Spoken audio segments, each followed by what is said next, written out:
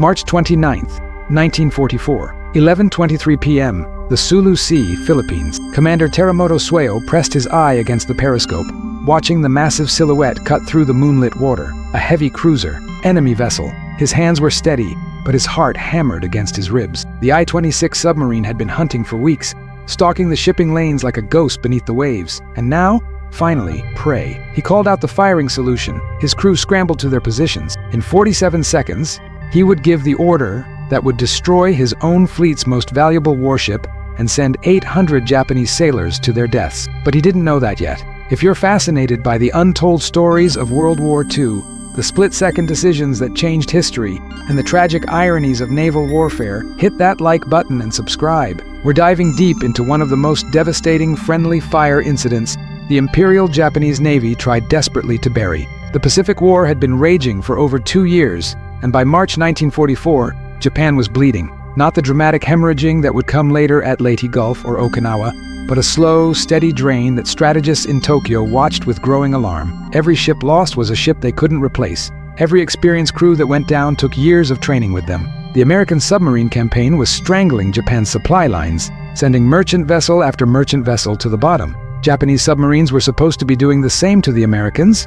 Commander Terremoto knew this pressure intimately. The I-26 was a Type B-1 submarine, one of the largest operational subs in the world at that time. 358 feet of steel, carrying a crew of 94 men, armed with 17 torpedoes and a formidable deck gun. She had already claimed victories in her career, including the carrier USS Saratoga, which she damaged off Guadalcanal in 1942. Terremoto had taken command 6 months earlier, and he carried the weight of expectation. Submarine commanders were supposed to be aggressive, bold, relentless. Caution was for men who wanted to survive the war. The orders had been clear enough when they departed Kure Naval Base on March 15. Patrol the shipping routes between the Philippines and the Palau Islands, hunt American convoys, disrupt their supply lines. Standard submarine warfare doctrine. What the orders didn't mention, what nobody bothered to communicate clearly, was that Japanese surface forces would also be operating in the same waters. Communication in the Imperial Japanese Navy was a nightmare. Different commands, different radio frequencies, different code books. The submarine force operated semi-independently, often out of contact with surface fleets for weeks at a time. It was a system designed in peacetime, when Japan controlled the seas and coordination seemed less critical. By 1944, it was killing them. Vice Admiral Mikawa Gunichi was aboard the heavy cruiser Haguro that night, heading south from Manila. Mikawa was a legend, the hero of Savo Island, where in August 1942, he'd led a night surface action that had annihilated an Allied cruiser force in what remained one of the most lopsided naval victories of the war. 4 heavy cruisers sunk, over 1,000 Allied sailors dead, and Mikawa had escaped with barely a scratch on his ships. He was exactly the kind of aggressive, tactically brilliant commander that Japan desperately needed. But what he didn't know was that his own submarine force had no idea he was there. The Haguro was a beautiful ship, if warships can be called beautiful. Completed in 1929, she displaced over 13,000 tons, stretched over 600 feet long, and bristled with 10 8-inch guns in 5 twin turrets. Her crew of 842 men had trained together for years. They trusted Mikawa. They trusted their ship. They were steaming south at 18 knots, confident in their mission to escort a convoy to the resource-rich islands of the Dutch East Indies. At 11:19 p.m., the Haguro's sonar operator reported a possible contact, a subtle change in the water, the kind of anomaly that might be a school of fish or might be a submarine. The officer of the deck noted it in the log but didn't sound general quarters. They were in friendly waters after all. Japanese submarines operated in these seas. American subs had been reported farther east. The contact faded. The crew relaxed. 4 minutes later, Commander Terremoto spotted the cruiser through his periscope. The identification process for submarine commanders was supposed to be methodical. Check the silhouette against your recognition book. Count the funnels, the turrets, the masts. Measure the angle of the bow. Take your time. Make sure. But time was a luxury Terremoto didn't think he had. The cruiser was moving at high speed, would be out of torpedo range in minutes. The moon was bright, too bright, and every moment he kept the periscope up increased the chance of being spotted. He had perhaps 90 seconds to decide. He saw a heavy cruiser, twin funnels, 5 turrets. The silhouette looked wrong for a Japanese ship, or at least he thought it did. The American Northampton-class cruisers had a similar profile. So did the Australian Canberra-class. His recognition books were 2 years out of date, captured from a British vessel early in the war. In the moonlight, at 3,000 yards, with adrenaline flooding his system and the knowledge that hesitation could mean missing the shot of a lifetime, He made his choice. "Target identified as enemy heavy cruiser," he announced to his crew. "Prepare to fire full salvo."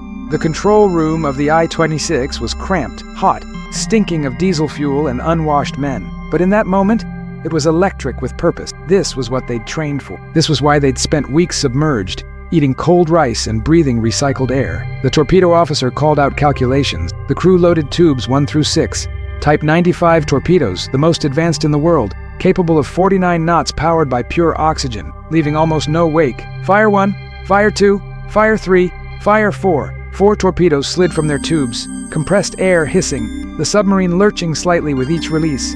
The weapons ran true, their gyroscopes spinning, their warheads armed, each one carrying over 1,000 pounds of explosive. The time to impact would be approximately 97 seconds. Teramoto kept his eye to the periscope, watching, waiting for the moment of impact that would validate his decision. His executive officer stood beside him, also watching through the attack periscope. Both men were absolutely certain they were about to sink an enemy cruiser. Aboard the Haguro, the sonar operator's blood ran cold. He heard them coming. 4 distinct propeller signatures, high-speed screws, the unmistakable sound of torpedoes in the water. He screamed the warning into his communication tube. The officer of the deck hit the general alarm. 842 men jolted from their evening routines into sudden terror. Captain Kajiwara Susumu, commanding the Haguro, was in his cabin when the alarm sounded. He burst onto the bridge within seconds, demanding a report. Torpedoes, port side, multiple contacts, range closing fast. He shouted orders. Hard to starboard, full speed, sound collision quarters, prepare damage control parties, do everything possible to avoid the incoming weapons. But a 13,000-ton cruiser doesn't turn on a coin. The Haguro's rudder swung hard over. Her propellers churned to flank speed. Her bow began to arc to starboard. It wasn't enough. The first torpedo struck her port side, amidships at 11:24 p.m., precisely 98 seconds after launch. The explosion was catastrophic. A column of water and flame shot 200 feet into the air. The Type 95's warhead detonated against the cruiser's belt armor, which was designed to resist 8-inch shells, not underwater explosions. The armor buckled. The blast tore through 3 compartments, killing 46 men instantly. Seawater flooded in at tremendous pressure. The Haguro shuddered, listed to port, and for a terrible moment, Captain Kajiwara thought his ship was finished. The second torpedo struck 18 seconds later, farther aft. Another explosion, another geyser of water and debris. The cruiser's list increased to 12 degrees. Men in the flooded compartments were drowning, screaming, clawing at hatches that had been sealed to save the ship. The engineering spaces were reporting water in the bilges. The electricity flickered and died in half the ship. Emergency lighting cast everything in a hellish red glow. Through his periscope, Commander Teramoto watched in triumph. 2 hits, possibly 3. The cruiser was clearly damaged, listing heavily. He'd done it. He'd struck a major blow against the American. His crew would be celebrated. The I-26 would be mentioned in dispatches. He ordered the submarine to dive deep and cleared the area before enemy destroyers could arrive to hunt him. What he couldn't see, what he wouldn't know for several more hours, was the flag flying from the Haguro's mast. The rising sun, the symbol of the very empire he served. Captain Kajiwara was fighting to save his ship. Damage control parties worked with desperate efficiency, shoring up bulkheads, pumping water, sealing breaches. The Haguro's designers had built her well. Her watertight compartmentalization was holding. The list stabilized at 14 degrees. The flooding was contained. She wasn't going to sink, but she was crippled, limping at bare steerage speed, trailing oil and debris. Vice Admiral Mikawa stood on the bridge, his face carved from stone. He'd survived Savo Island without a scratch. He'd dodged American air attacks, fought through night action, led his men through some of the most intense naval combat of the war. And now, a Japanese submarine had torpedoed his flagship. The irony was almost too bitter to comprehend. The radio room was frantically broadcasting, trying to raise any friendly forces in the area. They needed destroyers for escort, tugs for assistance, air cover against the American submarines that would surely converge on a wounded ship. But the radio messages revealed something even worse than the damage. The submarine that had attacked them was Japanese. It had to be. American submarines didn't operate this close to the Philippines. The torpedo signatures were Japanese. And when the communications officer finally made contact with submarine headquarters in Manila, the confirmation came through. The I-26 had filed a contact report. Enemy heavy cruiser engaged and damaged. Claimed as probable kill. But here's what made the tragedy even worse. The I-26 wasn't some rookie crew. Commander Teramoto wasn't incompetent. He'd followed his training, made his identification under combat conditions, and executed a textbook attack. The failure wasn't his alone. It was systemic. The Imperial Japanese Navy had known for months that friendly fire was a problem. Submarines and surface ships operating in the same waters without proper coordination. Recognition signals that changed too frequently or not frequently enough. Radio procedures that were baroque and inefficient. In February 1944, just weeks before this incident, another Japanese submarine had nearly torpedoed a destroyer force. That time, the destroyers had spotted the periscope and forced the submarine deep before any weapons were fired. A near miss. A warning. Nothing had changed. The bureaucracy in Tokyo had discussed the problem, formed committees, drafted proposals, but the actual implementation of better coordination procedures was delayed. There were always more urgent priorities. The Americans were advancing. Resources were scarce. Fixing internal communication protocols seemed less important than building more planes, training more pilots, fortifying more islands. The Haguro limped into Manila Bay on March 31st, 2 days after the attack. She was listing, trailing oil, her crew exhausted from constant pumping and repairs. The damage assessment was sobering. 2 direct torpedo hits had killed 54 men and wounded another 123. The repair would take months, require parts that Japan couldn't spare, and remove from service one of their few remaining effective heavy cruisers at a time when every ship was desperately needed. Commander Teramoto and the I-26 returned to port on April 7th. He filed his patrol report, claiming a damaged American heavy cruiser, possibly sunk. He was confident, professional, proud of his crew's performance. The submarine was refueled, rearmed, and prepared for its next patrol. Nobody told Teramoto what he'd actually hit. The truth came out slowly, through official channels, in classified reports that climbed up the chain of command. By April 12th, the full picture was clear. The I-26 had torpedoed the Haguro, Vice Admiral Mikawa's flagship, one of Japan's most valuable warships. 54 men dead, hundreds wounded, months of repairs needed. The reaction in Tokyo was horror mixed with fury. How could this happen? How could one of their own submarines attack one of their own cruisers? Investigations were launched. Blame was assigned. Commander Teramoto was relieved of command, his career effectively over. The captain of the Haguro filed a formal complaint. The submarine force defended their procedures. The surface fleet demanded better coordination. Everyone pointed fingers at everyone else. But here's the brutal truth that nobody wanted to acknowledge. It could have been worse. If even one more torpedo had hit, if the damage had been slightly more severe, the Haguro would have sunk. Over 800 men would have died, and Japan would have lost not just a heavy cruiser, but one of their most experienced and tactically brilliant admirals, all at the hands of their own submarine force. The incident was classified. No public announcement was made. The families of the dead sailors were told their loved ones had died in combat against enemy forces, which was technically true, just not in the way they imagined. The whole mess was buried under layers of secrecy and official silence. Japan couldn't afford to admit that their coordination was so poor that their own forces were killing each other. Commander Teramoto's punishment was quiet but absolute. He was removed from submarine command and assigned to a desk job in Kure. The I-26 received a new captain. The official patrol report was amended to remove the claim of an enemy cruiser damaged. It simply stated that torpedoes were fired at an unidentified target with unknown results. The crew was told to never speak of the incident. Teramoto spent the rest of the war in obscurity, watching from shore as his fellow submarine commanders went to sea, fought battles, died heroically, or survived to tell their stories. He'd done everything right according to his training, made a split-second decision under combat conditions, and executed a perfect attack. And for that, his career was destroyed. The Haguro eventually returned to service in August 1944, after 4 months of repairs. Vice Admiral Mikawa had been reassigned by then, his reputation intact, but his confidence in the Navy's coordination procedures permanently shaken. The cruiser fought in several more actions, survived the Battle of Leyte Gulf, and finally met her end in May 1945, sunk by British destroyers in the Malacca Strait. Over 300 of her crew went down with her.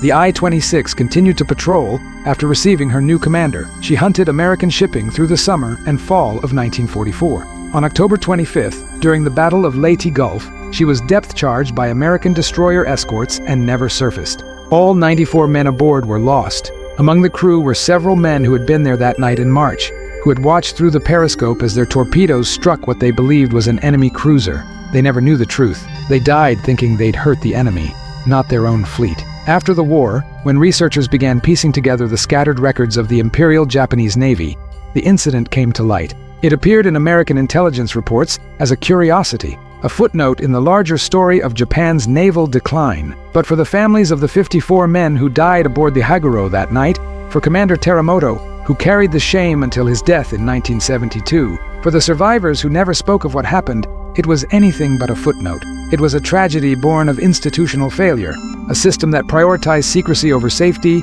tradition over adaptation, individual shame over collective learning. The Imperial Japanese Navy knew they had a coordination problem. They knew friendly fire was possible. They'd had warnings, near misses, opportunities to fix the issue, but they didn't, and men died because of it. The technical details make it even worse. If the Haguro had been broadcasting the correct recognition signals, the I-26 might have identified her, but radio discipline doctrine discouraged unnecessary broadcasts that might reveal positions to enemy submarines. If Teramoto had taken 30 more seconds to verify the target, he might have recognized the silhouette. But 30 seconds in submarine warfare can mean the difference between a successful attack and a missed opportunity. If the surface fleet and submarine force had been using the same operational maps with designated safe zones, the encounter might never have happened. But bureaucratic divisions kept the services separated. Every factor taken individually seems reasonable. Radio silence makes sense when enemy submarines are hunting you. Quick decisions make sense when you're the one in the submarine. Operational security makes sense when you're fighting a war. But combined, they created a deadly recipe for disaster. And this wasn't unique to the Japanese. The Americans had their own friendly fire incidents. The British lost ships to their own submarines. The Germans had coordination failures. War is chaos, and in chaos, mistakes happen. But the Japanese response to this incident, the immediate classification, the punishment of individuals rather than fixing the system, the refusal to learn and adapt, that was uniquely self-destructive. By March 1944, Japan was already losing the war. They couldn't afford to lose ships to enemy action, much less to their own forces. Every torpedo wasted on a friendly target was a torpedo not hitting an American carrier. Every cruiser in repair yards was a cruiser not protecting convoys. Every experienced crew member killed by friendly fire was a loss that couldn't be replaced. The strategic impact of the Haguro incident extended beyond the immediate damage. The submarine force became more cautious after the investigation, second-guessing their identifications, hesitating before firing. Hesitation in submarine warfare is death. American submarines, by contrast, were becoming more aggressive, better coordinated with their own surface forces, equipped with improved recognition procedures and radio systems that actually worked. The gap was widening, not just in technology or numbers, but in the fundamental ability to operate as a coherent military force. The American Navy in 1944 was learning from every mistake, updating procedures, sharing information across all units. The Japanese Navy was covering up mistakes, punishing individuals, and repeating the same errors. Vice Admiral Mikawa survived the war, one of the few senior Japanese naval officers to do so. In his post-war interrogations by American intelligence officers, he was asked about the Haguro incident. His response was telling. He described it as unfortunate but inevitable given the circumstances. He didn't blame Teramoto, he blamed the system, the bureaucracy, the pride that prevented Japanese services from communicating effectively with each other. But his words changed nothing. The war was over. Japan had lost. The institutional failures that had led to incidents like the Haguro torpedoing were now just historical curiosities for scholars to study. Commander Teramoto's story is particularly poignant. Interviews with surviving crew members from the I-26, conducted decades later, revealed that he never fully recovered from the incident. He knew, logically, that he'd done his duty as trained. But emotionally, he carried the weight of 54 deaths for the rest of his life. Men who died not because they faced a brave enemy in honest combat, but because the system failed them, because communication broke down, because coordination was impossible, because nobody had fixed a problem everyone knew existed. In his final years, Teramoto gave one interview to a Japanese naval historian. He was asked if he felt he deserved the punishment he received. His answer was complex. He said that yes, he had torpedoed a friendly ship, and that demanded consequences, but he also said that he was punished for a systemic failure, made the scapegoat for problems far beyond his control. If the same situation happened again, with the same information and the same time pressure, he would make the same decision. That's perhaps the most damning indictment of all. A skilled, experienced commander saying that given the exact same circumstances, he would torpedo his own fleet's cruiser again because the system gave him no better option. The Haguro incident was classified for decades. It appeared in no official histories. The families of the dead were never told the truth. Commander Teramoto died in obscurity. Vice Admiral Mikawa's post-war statements were buried in intelligence archives.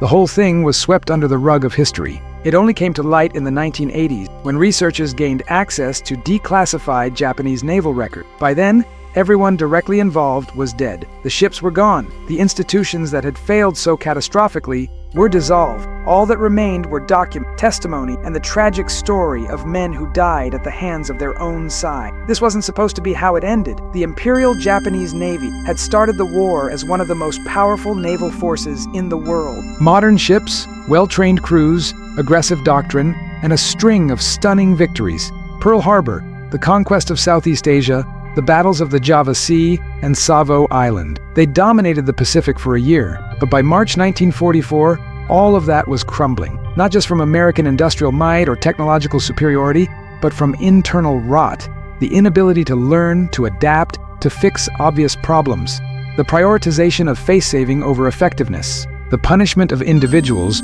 rather than the reformation of systems. The torpedoing of the Haguro wasn't a turning point. It didn't change the course of the war.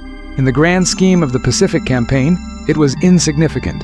But it was symptomatic, a perfect illustration of everything that was wrong with the Japanese naval establishment by 1944. 54 men died that night, not from enemy action, not in a last stand or a heroic defense. They died because their own submarine torpedoed them, because the system failed, because nobody had fixed a problem everyone knew existed, because institutional pride mattered more than sailors' lives. Commander Teramoto made a decision in 90 seconds that destroyed his career and killed 54 men. But the real tragedy is that he never should have been put in that position in the first place. The system failed him as much as it failed the men aboard the Haguro. And perhaps that's the lesson worth remembering. When institutions prioritize appearance over reality, secrecy over safety, individual punishment over systemic reform, people die, sometimes at the hands of the enemy, sometimes at the hands of their own side. The Haguro was eventually sunk by enemy destroyers.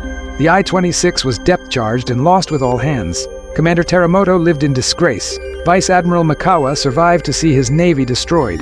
Japan lost the war. But on the night of March 29, 1944, at 11:24 p.m., in the Sulu Sea, the Imperial Japanese Navy torpedoed itself. And in many ways, that moment was more representative of Japan's ultimate defeat than any battle against the Americans. Because in the end, Japan didn't just lose to superior American forces, they lost to their own institutional failures, their own inability to adapt, their own refusal to learn from mistakes. The torpedoing of the Haguro was just one incident among thousands, but it perfectly encapsulated the tragedy of the Imperial Japanese Navy in the final years of World War II, a force that had once dominated the Pacific, brought low not just by enemy action, but by its own fundamental flaws. And that's a kind of defeat far more tragic than any battle loss could ever be. The aftermath of the Haguro incident rippled through the Imperial Japanese Navy in ways that historians are still uncovering today. What seemed like an isolated tragedy was actually part of a pattern of self-inflicted wounds that accelerated Japan's naval collapse.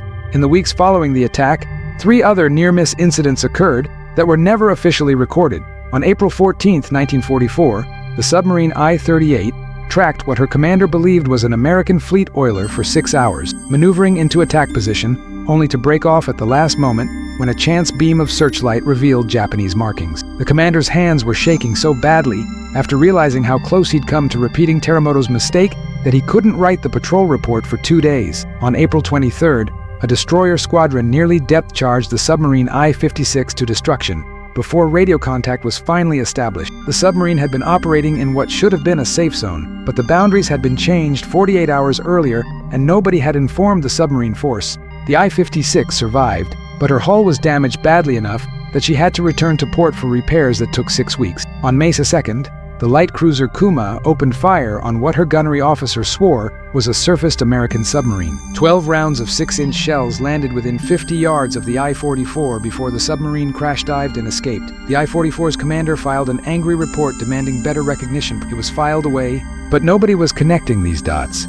Each incident was treated as isolated, investigated separately, blamed on individual failures rather than systemic problems. The submarine force blamed the surface fleet for not broadcasting positions. The surface fleet blamed the submarines for operating too independently. The staff officers in Tokyo blamed everyone for not following procedures that were themselves hopelessly outdated and contradictory. Meanwhile, the war ground on. The Americans were advancing island by island, battle by battle.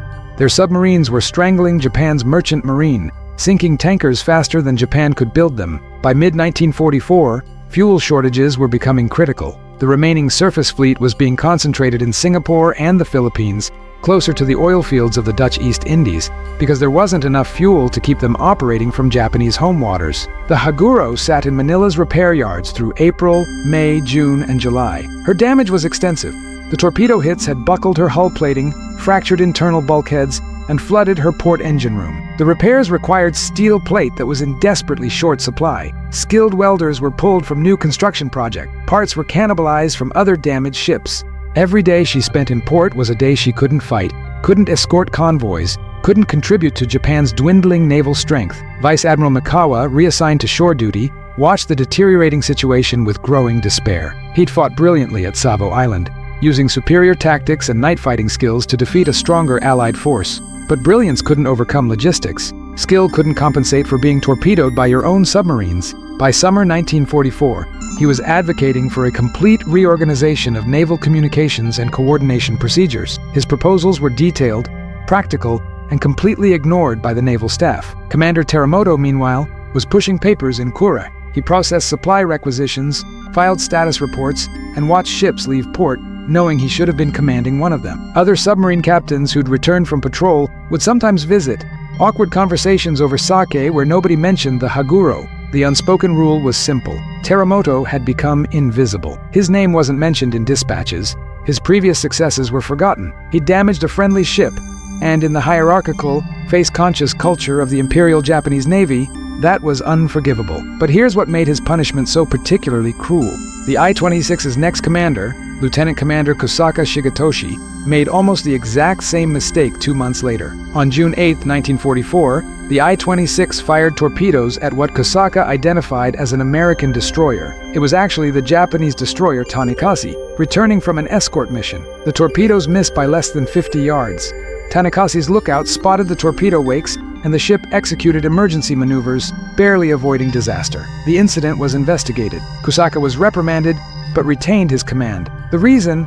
He'd missed. No ship was damaged, no sailors killed. The near catastrophe was classified and filed away. Meanwhile, Teramoto remained in disgrace for actually hitting what he'd aimed at, even though the fundamental error, the misidentification under combat conditions, was identical. The injustice wasn't lost on Teramoto. In his later interview with a historian, he said something particularly revealing. "I was punished not for making a mistake, but for being successful at executing the wrong order. If my torpedoes had missed the Haguro, if the targeting solution had been slightly off, if the sea conditions had been different, I would still be at sea. My crime was accuracy." This highlighted another fundamental problem with the Imperial Japanese Navy's approach to the war. They punished outcomes rather than processes. A commander who made a brilliant tactical decision that happened to fail would be disgraced. A commander who made a terrible decision that happened to succeed would be celebrated. There was no systematic effort to learn from near misses, to study what had almost gone wrong, and prevent it from happening again. The Americans, by contrast, were building an entirely different culture. Their submarine force held regular conferences where commanders shared experiences, discussed recognition problems, and updated tactics based on lessons learned. When the USS Tang accidentally fired a circular running torpedo that nearly sank her in October 1944, the incident was investigated not to assign blame, but to understand what had gone wrong with the torpedo's guidance system. The findings led to design modifications that saved other submarines from the same fate. Japanese submarines, meanwhile, were dying at an alarming rate. The I-26 herself was sunk in October 1944, depth charged by destroyer escorts off Leyte. The I-38, which had nearly torpedoed a friendly oiler, was sunk in November. The I-56, damaged by friendly depth charges, was sunk in April 1945. The I-44, fired upon by the Kuma, was sunk in January 1945. The pattern was clear. Japanese submarines were being destroyed faster than they could be replaced, and internal coordination failures were making the situation worse. The human cost extended far beyond the immediate casualties. Consider the families of the 54 men who died aboard the Haguro. They were told their loved ones had died in combat, which was technically true, but the letters they received, the official notifications, all implied death at enemy hands. Heroic sacrifice against the Americans, noble deaths in defense of the Empire. The families treasured these notifications, held memorial services, honored their dead as war heroes. Nobody told them the truth. Nobody explained that their sons, husbands, brothers, and fathers had died because a Japanese submarine commander had misidentified a Japanese cruiser. The families went to their graves believing a lie. Some of the widows remarried, carrying the memory of husbands who died fighting the enemy. Some of the children grew up with pride in fathers they'd never known, fathers who'd made the ultimate sacrifice. The lie was maintained for decades.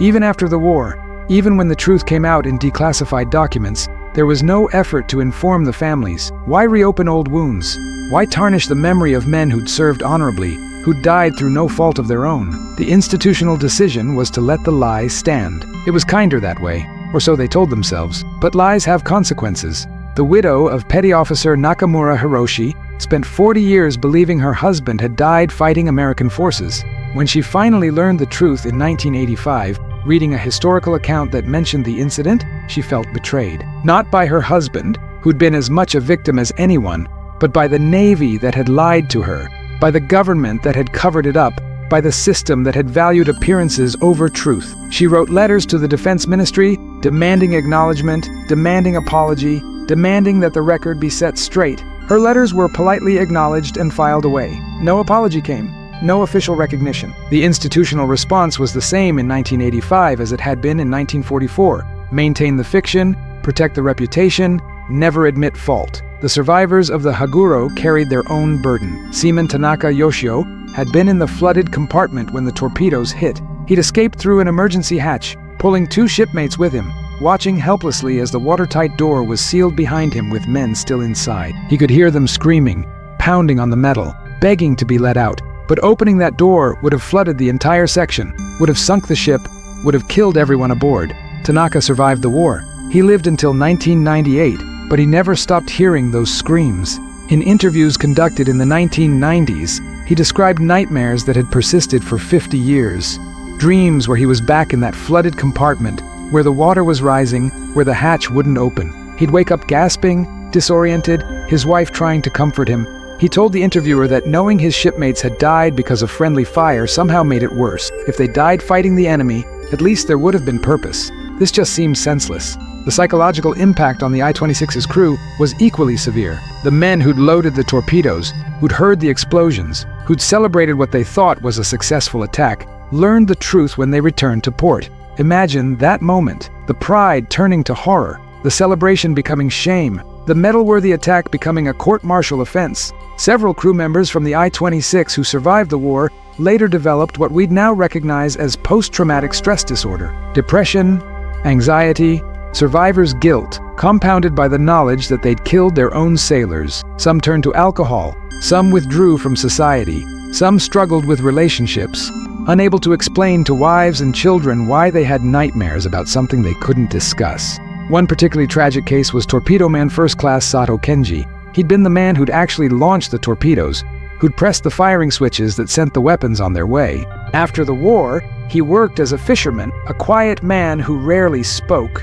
In 1967, his boat was in a minor collision with another fishing vessel. Nobody was hurt, minimal damage, the kind of thing that happens at sea. But Sato suffered a complete breakdown. He became convinced he'd sunk the other boat, that men were drowning because of him. He had to be hospitalized, spent 3 months in psychiatric care, and never fully recovered. His doctors knew nothing about the Haguro incident. Sato had never told them, bound by decades-old secrecy oaths that still felt binding even though the Navy no longer existed. He received treatment for what his doctors thought was an inexplicable anxiety disorder. Without knowing the root cause, the trauma from 1944, they couldn't effectively help him. He lived another 20 years, but never went to sea again. This pattern repeated across dozens of men, survivors of both the Haguro and the I-26, carrying trauma they couldn't discuss, suffering from disorders nobody understood, bound by secrecy that prevented healing. The institutional decision to classify the incident, to bury it under layers of official silence, didn't just hide a military embarrassment, it condemned men to decades of untreated psychological trauma. And here's the cruelest irony, the secrecy didn't even serve its intended purpose. The Americans knew. They'd intercepted Japanese communications about the incident within days. Their intelligence analysts had pieced together what happened. The reports went into classified files, were used to assess Japanese naval coordination capabilities, and contributed to American tactical planning. But the Americans didn't publicize it. Why would they? It made Japan look incompetent, but broadcasting enemy failures wasn't their priority. So the incident remained secret, Not because secrecy was effective, but because both sides had reasons to keep quiet. The Japanese wanted to hide their embarrassment. The Americans wanted to protect their intelligence sources. And the men who'd lived through it, who carried the scars, were trapped in between. The strategic implications extended beyond the immediate damage to the Haguro. Every ship in repair yards meant fewer ships available for combat. By summer 1944, Japan's naval strength was concentrated for the decisive battle they knew was coming. The Americans were advancing toward the Philippines. Japanese war planning assumed that when the Americans committed to a major invasion, the entire combined fleet would sortie to destroy them in one massive engagement. But the combined fleet was weaker than it appeared on paper. Ships were in repair yards, damaged by enemy action or accidents or friendly fire. Crews were undertrained because experienced sailors had been killed faster than new ones could be properly educated. Coordination between units was poor because the institutional culture discouraged the kind of frank discussion and information sharing that would have improved it. The Battle of Leyte Gulf in October 1944 revealed all these weaknesses catastrophically. Japanese forces were divided, confused, poorly coordinated. Ships operated independently when they should have been supporting each other. Communications failed at critical moments. And when it was over, Japan's naval power was effectively destroyed. 4 aircraft carriers sunk, 3 battleships sunk, 10 cruisers sunk, 11 destroyers sunk, over 12,000 sailors dead. The Haguro fought in that battle. She'd finally returned to service in August, her repairs completed just in time to join the fleet for what everyone knew would be the decisive engagement. She participated in the Battle of Surigao Strait, the southern prong of the Japanese attack, where an American battle line crossed the T in a nearly perfect execution of classical naval tactics. The Haguro survived that battle, one of the few Japanese ships to escape, but she was damaged again, taking shell hits from American cruisers. And perhaps she was lucky to survive Leyte Gulf at all, considering what came next. In May 1945, as Japan's situation became desperate, the Haguro was sent on a transport mission to evacuate troops from the Andaman Islands. It was the kind of mission that heavy cruisers weren't supposed to do, but by May 1945, Japan had no choice. Every ship that could still float was being used for whatever mission was needed. British destroyers caught her in the Malacca Strait on the night of May 15th-16th, 1945. 5 destroyers against 1 heavy cruiser, a classic destroyer torpedo attack executed with precision. The Haguro fought back, her guns blazing in the darkness, but she was outnumbered and outmaneuvered. Torpedoes struck her repeatedly. She capsized and sank just before dawn. Over 300 of her crew went down with her. Among the dead were survivors of the March 1944 torpedoing. Men who'd survived friendly fire, only to die to enemy action 14 months later. Seaman Tanaka Yoshio, who'd escaped the flooded compartment in 1944, wasn't aboard. He'd been transferred to shore duty by then, but many of his shipmates from that night were there. They'd survived the I-26's torpedoes. They'd survived the repairs in Manila. They'd survived Leyte Gulf, and then they died in the Malacca Strait, going down with a ship that had been living on borrowed time since March 1944. Vice Admiral Mikawa outlived his flagship. He survived the war, was interrogated by American intelligence officers, and lived quietly in post-war Japan until his death in 1981. In his later years, he occasionally gave interviews to historians studying the Pacific War. He was always careful, always diplomatic, always aware that his words would be scrutinized. But on the subject of the Haguro incident, he was blunt. "We knew we had a problem," he said in a 1978 interview. "We knew our submarines and surface ships weren't coordinating properly. We knew friendly fire incidents were happening. We knew, and we did nothing substantial to fix it. Why? Pride, bureaucracy, the unwillingness to admit that our procedures were flawed, and men died because of that unwillingness." The interviewer asked if he blamed Commander Teramoto. Mikawa's answer was immediate. No, Teramoto did exactly what he was trained to do. He made a split-second decision under combat conditions with imperfect information. The system failed him. I was angry when it happened, certainly. My ship was crippled, my men were dead. But Teramoto wasn't the enemy. The enemy was our own institutional rigidity. Those words, coming from one of Japan's most respected naval commanders, should have prompted reflection, discussion, learning. But by 1978, nobody cared. The Imperial Japanese Navy was long gone. The lessons seemed irrelevant to a post-war Japan that had renounced military aggression. Mikawa's words were noted by historians and forgotten by everyone else. Commander Teramoto died in 1972, 7 years before Mikawa's interview. He never heard Mikawa's defense of him, never knew that the admiral whose flagship he'd torpedoed didn't blame him. He died still carrying the shame, still ostracized by the naval community, still convinced that his career had been justly destroyed for an unforgivable error. His funeral was small. A few family members, a couple of old shipmates who'd stayed in touch despite the social stigma. No official representation from the Maritime Self-Defense Force, the post-war successor to the Imperial Navy. No recognition of his earlier successes, his competent service, his years of dedication. Just a quiet burial of a man who'd made one mistake and paid for it with everything. The final casualty count from the March 29, 1944 incident is impossible to calculate accurately. 54 dead immediately, 123 wounded, some of whom died later from complications. Commander Teramoto's career destroyed. The I-26's crew psychologically scarred. The Haguro out of service for 4 critical months. But the real damage was systemic, institutional, cultural. The refusal to learn, to adapt, to fix obvious problems. That damage contributed to Japan's naval collapse in ways that are impossible to quantify but undeniable in their impact. And perhaps most tragically, the lessons still haven't been fully learned. Modern military forces still struggle with friendly fire. Coordination failures still happen. The fog of war still creates situations where split-second decisions with imperfect information lead to tragedy. Technology has improved, communications are better, but the fundamental problem remains. War is chaos, and in chaos, mistakes happen. The question is whether institutions learn from those mistakes or bury them, whether they fix systemic problems or blame individuals, whether they prioritize honest assessment over face-saving. The Imperial Japanese Navy chose wrong, again and again, and paid the price. Their ships rest on the ocean floor. Their sailors are gone. Their empire is dust. But the lessons, if anyone cares to learn them, remain as relevant as ever. March 29, 1944, 11:24 p.m. The Sulu Sea, Commander Teramoto's torpedoes struck home, and in that moment, the Imperial Japanese Navy torpedoed itself in ways that extended far beyond one damaged cruiser. They torpedoed their own effectiveness, their own cohesion, their own ability to fight a modern naval war. The Americans didn't have to sink every Japanese ship.